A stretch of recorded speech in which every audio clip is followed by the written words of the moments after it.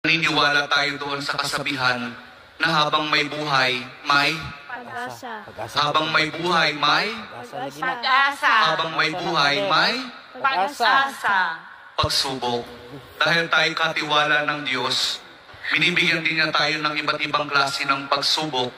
Kaya po doon sa pagsubok na yon, saka pa lang natin mauunawaan na talagang ang ating buhay ay mayroong, habang may buhay, mayroong, habang may buhay, may Pagsubok. pagbangon. Huwag niyong hayaan na kapag meron kayong pinagdaraan ng pagsubok, ay hindi kayo babangon.